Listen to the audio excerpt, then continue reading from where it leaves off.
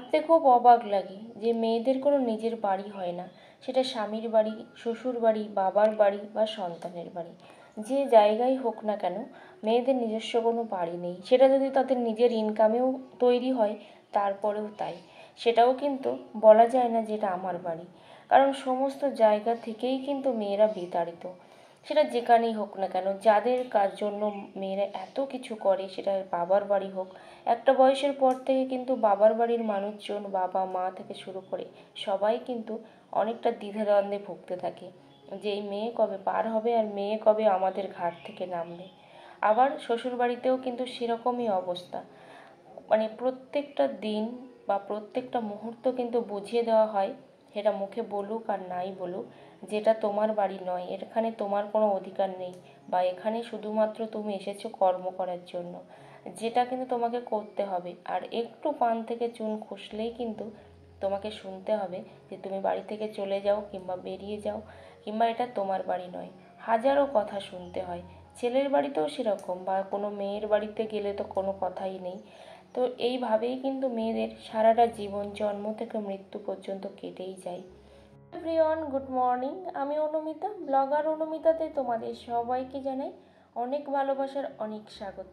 I hope তোমরা খুব ভালো আছো, সুস্থ আছো। সুন্দরবনের একটা ছোট্ট গ্রাম থেকে যদি আমার ব্লগটা একটুও তোমাদের ভালো লেগে থাকে, অবশ্যই একটা লাইক কমেন্ট করে পাশে থেকো। আর চ্যানেলে নতুন বন্ধু হয়ে থাকলে অবশ্যই চ্যানেলটা সাবস্ক্রাইব করে পাশে থেকো। তো দেখো, এখন হচ্ছে আমি ডিমগুলো পরিষ্কার করে নিলাম, সাথে হচ্ছে আলুও আমি ধুয়ে নিয়েছি, আর এখানে ডিম রান্না হবে, তার জন্য কিন্তু ডিমগুলো এখন সেদ্ধ করে নেব। আর ছোট্ট একটা টিপস, অনেকেই ফ্রিজ থেকে বের করে ডিমগুলো অনেকক্ষণ ধরে বাইরে রেখে দেয়, কিন্তু কোনো রকম রেখে দেওয়ার প্রয়োজন নেই। এরকম যদি লবণ জলের মধ্যে দেওয়া যায়, দিয়ে যদি ডিম সঙ্গে সঙ্গে ফ্রিজ থেকে বের করেও তোমরা কিন্তু সেদ্ধ করতে পারবে, একটা ডিমও কিন্তু ফেটে যাবে না, ভেঙে যাবে না। এটা অবশ্যই তোমরা ট্রাই করে দেখতে পারো। তো আমি কিন্তু এই প্রসেসটা অ্যাপ্লাই করি, একটা ডিমও কিন্তু ভাঙে না। তো এদিকে দেখো, আলুগুলোও কিন্তু আমি কেটে নিয়েছি, এবার ধুয়ে নেব। আলু আর ডিম রান্না করব, আর এই আলু আমি সেদ্ধ করেই রান্না করি, খুব টেস্টি হয় কিন্তু সেদ্ধ করে ডিম আর আলু রান্না করলে। তো এদিকে আমি কিছুটা গুছিয়ে নেব। আসলে আমাদের ঘরে, মানে রান্নাঘরের মধ্যে তো ফার্নিচার সংখ্যা একেবারেই কম, তো সেই জন্যই কিন্তু অনেকটাই অসুবিধা হয় জিনিসপত্র রাখতে। আবার ফার্নিচার কিনেও বা কোথায় রাখবো, এরকম একটা পজিশান। মানে কি বলতো, এই জায়গাটা না প্রচুর ছোট। যে রান্নাঘরটা আমার মানে অনেকটা ভালোবাসার ছিল বা অনেকটা ভালোবেসে বানিয়েছিলাম, সেটা তো আর রান্না করতে পারি না ঈশান কোণের জন্য। সেই জন্য কিন্তু ওটাকে ছাড়তে হয়েছে, কারণ ছেড়ে তারপরে এই সাইডে এসেছি। কিন্তু কিছু করার নেই, আসলে ঘরটাও না একদম ভেঙে গেছে, যেহেতু অনেক পুরানো, তার জন্যই কিন্তু একদম দেয়াল টেয়ালগুলো সব ভেঙে গেছে, সানসেটটাও ভেঙে গেছে, তারপর জানালার কাছেও কিন্তু ভেঙে গেছে। তো দেখো, এদিকে হচ্ছে আমার হাজব্যান্ড চানাটা গরম করছে আর বলছে যে রুটিটা বানিয়ে দাও, কারণ ভাতটা কিন্তু অলরেডি হয়ে গেছে উনুনে, কিন্তু তারপরেও বলছে রুটিটা বানিয়ে দাও। সেই জন্য দেখো এখানে আমি রুটি বানাচ্ছি। আর এটা কিন্তু রেশনের রুটি, অনেকে রেশনের রুটি বা রেশনের আটা খায় না, কিন্তু খুবই ভালো লাগে কিন্তু রেশনের আটা। ওই যে বলে না লাল আটা খেতে, এই আটাটা তোমরা একদিন খেয়ে দেখবে, কিন্তু সব সময় যে ভালো দেয় সেটাও কিন্তু নয়।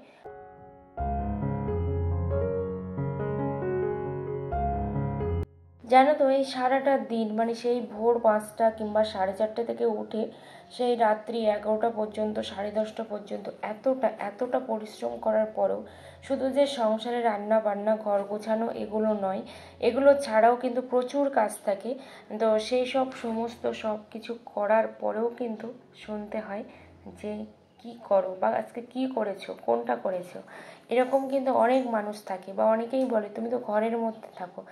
তো ঘরের মধ্যে থাকারও একটা কারণ আছে, কারণ শুধু শুধু বাইরে বেরিয়ে মানে পিএনপিসি করে সময় নষ্ট না করে ঘরের মধ্যে যদি কাজকর্ম করা যায়, আমি মনে করি সেটা অনেকটাই ভালো। আমি সেটা করারই চেষ্টা করি, কারণ ওই যে পিএনপিসি করাটা আমার সত্যিই পছন্দ হয় না। তারও একটা কারণ আছে, আজকে তুমি যাকে আপন মনে করে কিছু বলবে, কালকে কিন্তু তোমাকে সেই মানুষটাই খারাপ কথা বলতে কিন্তু ছাড়বে না, বা সেই কথাটা আরও একজনকে বলবে, এইভাবে এইভাবেই কিন্তু তোমার রেপুটেশনটাও নষ্ট হবে। যার জন্য কিন্তু আমি সবসময় চেষ্টা করি এই পিএনপিসি থেকে দূরে থাকার। আর মানুষের সঙ্গে আমি, মানে গ্রামের প্রায় মানুষের সঙ্গে আমি কথা বলি, কিন্তু ওই যে ওই অতটা টাইম আমি দিই না, কারণ ওই সামনে দেখা হলো, একটু কথা বললাম, এটাই ঠিক আছে। বেশি বসে বসে গল্প করাটা আমার সত্যি ভালো লাগে না, সেই জন্য আমি কম করি সেটা। সেই সময়টা কিন্তু আমার সেলাইয়ের কাজ কিংবা ফোনের কাজ, এই সব কাজেই কিন্তু আমি ব্যস্ত থাকি। আর মনে করি এতেই আমার অনেকটা শান্তি, অনেকটাই সুখ। কারণ ওই যে কারোর ভয় থাকলো না যে হয়তো পিছনে আবার কে কী কথা বললো, বা এই কথাটা আবার কার সঙ্গে গিয়ে কে বললো, এই ভয়গুলো আমার থাকলো না। তার জন্য কিন্তু সারাটা দিন চেষ্টা করি তাড়াতাড়ি করে রান্নাবান্নাগুলো কমপ্লিট করে পূজা পাঠ দেওয়ার, মুরগিগুলো আছে তাদেরকে দেখাশুনো করার, সাথে হচ্ছে সেলাইয়ের কাজ, এগুলো তো আছেই। ফোনের তো প্রচুর কাজ থাকে। শুধু তো আমি ইউটিউবে ভিডিও বানাই সেটা কিন্তু নয়, আমি ফেসবুকেও ভিডিও বানাই। তো সেই সব কাজ কিন্তু প্রচুর থাকে, সেইগুলোও কিন্তু আমাকে সমস্ত দিকটা কিন্তু সামাল দিতে হয়। আর সমস্ত দিক দেখে শুনে তারপরে কিন্তু যেহেতু কাজ করি, প্রচুর প্রচুর কষ্ট হয়ে যায়। কিন্তু তারপরেও শুনতে হয় যে সারা দিন কী করলে বা কী করেছো বা কোনটা হয়েছে, সারাদিন তো কিছুই হয় না। তো এগুলো শুনলে খুব খারাপ লাগে। সত্যি তো, নিজের কোনো বাড়ি নেই, নিজের কোনো ঘর নেই, ও সমস্ত জায়গায় কিন্তু সারাটা জীবন অন্যের জন্য করতে এসেছি। এটাই হচ্ছে মেয়ে, সেটা প্রত্যেকটা মেয়ের ক্ষেত্রেই হোক, যে চাকরি করে সেও বা যে চাকরি করে না সেও।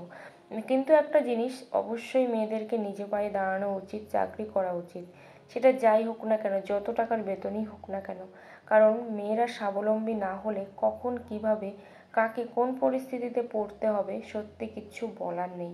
কারণ এখনকার পরিবেশটা প্রচণ্ড থেকে প্রচণ্ড খারাপ। কারণ এখন চারিদিকের যে অবস্থা, যে কোনো মুহূর্তে মানুষ কিন্তু আলাদা হয়ে যাচ্ছে। তো সেই জায়গায় দাঁড়িয়ে কিন্তু প্রত্যেকটা মেয়েকে কিছু না কিছু করা দরকার। তো এখানে দেখো আমি কিন্তু চিকেনটা কষিয়ে নিচ্ছি। আর অনেক দিন আমরা চিকেন খাই না, প্রায় 15-20 দিন হয়ে গেল, সেই জন্য আজকে কিন্তু নিয়ে আসা হয়েছিল। কিন্তু তার মধ্যে 2 দিন বিয়ে বাড়ি ছিল, তখন আমি খাইনি বললেও চলে, 1 পিস কি 2 পিস তাও খাইনি, কারণ ভালো লাগে না অনুষ্ঠান বাড়ি গিয়ে খেতে। তারপর এদিকে দেখো আদাটা দিতেই ভুলে গেছিলাম, এতটা তাড়াহুড়োর মধ্যে রান্না করি তো আদাটা দিতেই ভুলে গিয়েছিলাম, সেই জন্য এখন চলে এসেছি আদাটা বেটে নিতে। তো দেখো আদাটা এখন বেটে নেব, তার জন্য কিন্তু শিলটা এখানে পেতে নিলাম। শিলটা যে খুব একটা ভালো সেটা কিন্তু নয়, খুবই মানে ওই যে কী বলে তেল তেলে শিল না কি বলে না, সেরকমই শিলটা, খুব একটা ভালো নয় একদম। তো এখন সেই জন্য দেখো ভালো করে ধুয়েও নিচ্ছি, কারণ এটা তো প্রত্যেক দিনের কাজ, ভালো করে ধুয়ে নেওয়াটা। কারণ কখন কিভাবে কি পড়ে কিচ্ছু বলার নেই, সেই জন্য। তো বেশি কিছু করব না, শুধুমাত্র আদাটাই বাটবো।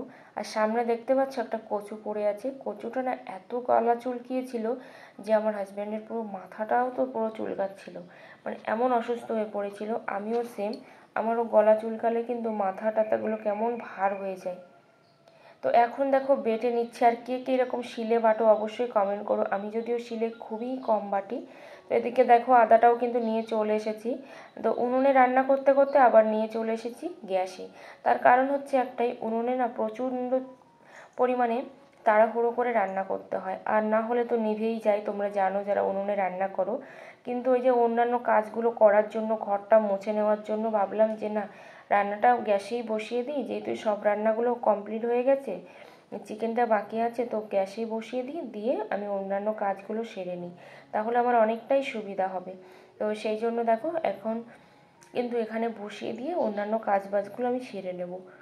যেহেতু ঠাকুর পূজাটাও দিতে হবে, সেই জন্য তো অনেকটাই তাড়াহুড়ো করে দিতে হবে। আর গোপাল সোনা যেহেতু বাড়িতে নেই, সেই জন্য একটু হলেও কম সময়ের মধ্যে পূজাটা হয়ে যাচ্ছে। তো এখানে দেখো কি কি এনেছে, এখানে আছে গোটা গরম মশলা, আর আছে দেখো এখানে দেখো কি আছে, মরিচ। তো এগুলো হচ্ছে আমার রোজগার বাজার, তো রোজ নিয়ে আসি না, এরকম কিন্তু আমি কিনে এনে 1 থেকে 1.5 মাস আমার হয়ে যায়।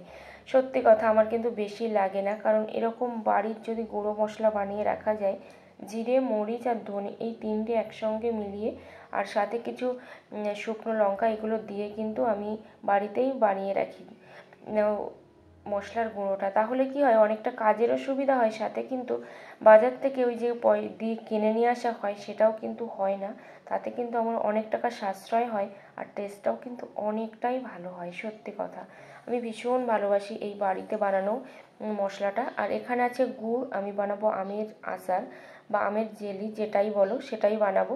তো তার জন্য এখানে গুড় নিয়ে এসেছি, কারণ চিনিতে সত্যি কথা অতটা ভালো হয় না, সেই জন্য আমি চেষ্টা করছি গুড় দিয়ে বানানোর। তো সত্যি আমার কিন্তু ওই যে কাঁচের বয়ামটা নেই, তার জন্য অনেকটাই সমস্যা হয়। কারণ কাঁচের বয়াম না থাকলে কিন্তু জেলি বা আচার এগুলো ভালো থাকে না। তো এখানে দেখো ধনেও আছে, ধনে হচ্ছে 150, জিরে 150, আর মরিচ হচ্ছে 25 গ্রাম, সাথে হচ্ছে গরম মশলাও আছে। এগুলো দিয়ে আমার 1 মাসেরও বেশি কিন্তু চলে যাবে।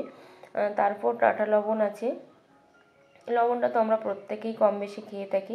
এখন আমি খেতে বসলাম, আর এখন বাজে ওই 10:30টার কাছাকাছি, কারণ অনেকটাই কিন্তু আগে রান্না হয়ে গেছে, কিন্তু খেতে বসেছি অনেকটা পরে, এরকমই কিন্তু হয়ে যায়।